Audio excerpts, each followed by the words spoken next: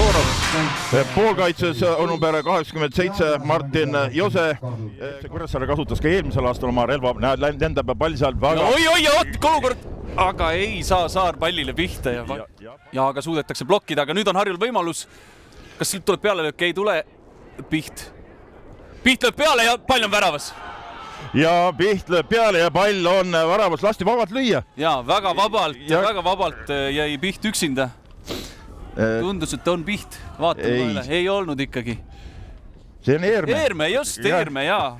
No ta on Kuklane täpselt mitte. Ei, meie selja tagant vaatasime, aga ei näinud kohe seda nime ka sealt selja pealt, aga Kuklad on samasugused, aga Eerme lööb oma... Teise värava Premium liigas. Just, teise värava sellel hooajal, nii et... Aga vaatame nüüd selle situatsiooni veel korra üle, et mulle tundub küll, et liiga vabalt alavikku, nii et mõistatav, et mees täna ei ole. Vaatame, kas mees saavad akni, Liim paneb siin tsenderisse pallurme peale. Pall on lahtine. Klaarivad kaitsjad ära, Demidovi löök kinni pidama. Eerme nüüd teisele poole seal tuleb peale löök, napid läheb mööda. Nõmm võtab palli ära. Kas sainab? Lendab pall seal ka pikkade kaitseliin peal. Pall on lahtine. Pall on lahtine, nüüd ei saanud aru, kas Nõmm tegi. Aga pall lendab ilus seal kastik Bobina peale. Aga Harju klaarib, pall on ikkagi õhus veel ja teisele poole natuke ping-pong käib, keegi palli korralikult oma valdusesse ei saa. Ja samas ei saa öelda, et see, vaatame siin nüüd. Vaadatakse käe olukorda ja kohtunik lähebki vaatama. Ja, siin on praegu see penalt meil tulemas, nii. Ja peakohtunik Karl Koppel. Ja, seal oli tõsine käe olukord. Oli käsi ka. Aga vaatame kohe. Ta seal väike arutelu varibrigaadiga käib.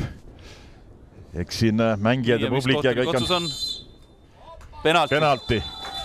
Ja vaatame, Märten Pajunurm. Kas? Märten Pajunurm. Teeme vaikushetke.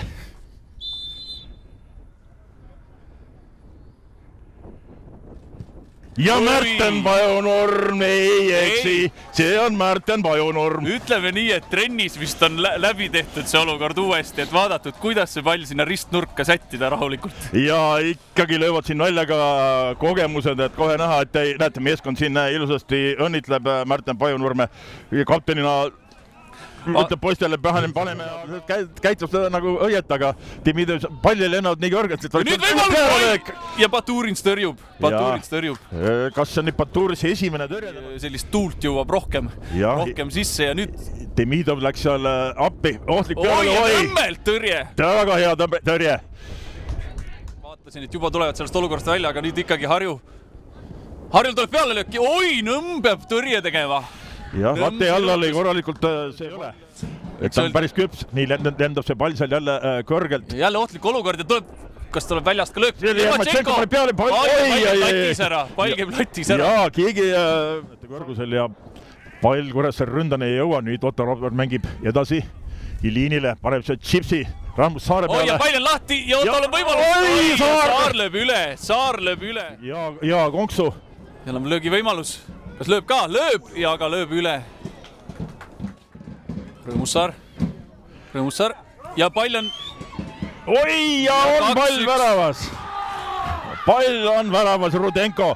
Jõudis see pall Rudenkoni, Saar magas selle olukorra maha. Läks pall üle Rudenko pea ja pall on võrgus. Näete, millise külakuhja siin praegu Harju meeskond tekitab. Nõmm sai küll käe vahele, aga mitte nii palju, et pall väravast mööda saata. Ja tõesti, Harju 2-1 juhtima läks ja jälle needsamad lisaminutid. Just needsamad lisaminutid, millest me rääkinud oleme, aga kõik ei ole veel läbi. Ei ole läbi, aga mõnes mõttes kohtunik paneb ja Harju on selle kohtumise võitnud 2-1. Ütleme teenitult. Teenitult muidugi. Kui Kuressaare võib-olla domineeris väljakul rohkem, aga Karel Eerme nägu on rõõmus. Emotsioonid on kindlasti viimase peal, palju õnne. Aitäh, väga super emotsioonid. Kui tähtis see võit nüüd oli? Väga tähtis, et teine võit järjest ja peame jätkama samas vaimus ja eriti enne puhkust väga tähtis. no teil õnnestus nüüd murda see, ma ei tea, kas see needus, aga see FC Kuressaare ja Harju jalgpalliklaabri omavaheline seis, kus 1-1 ja üle minutitel.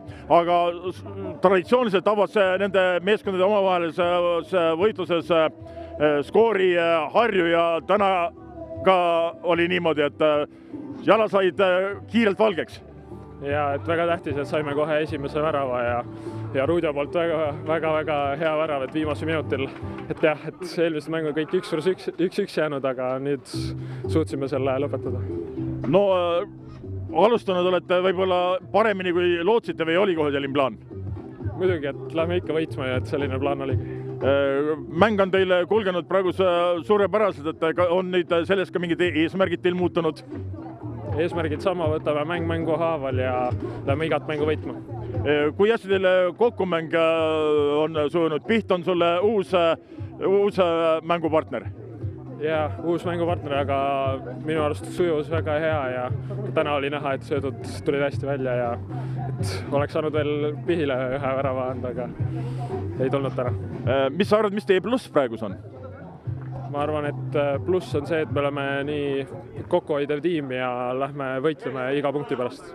Aga kui mängitud on 3 esimest mängu, ei ole meeskond veel küps ja valmis, et mis sa arvad või mis sa leiad, et kust võiks praegu juurde panna?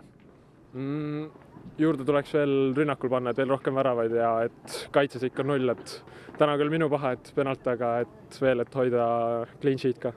No eelmisel aastal esiliigas kömmutasid 28 väravat, et oma mõtetes ja plaanides oled enda isikliku eesmärgi ka väravate suhtes premium-liigas paika pannud, kuigi tõsi, aste kõrgemal ja mängutase on pisut erinev esiliigast. Aga no ma eeldan, et mingi eesmärk ja plaan endal on olemas.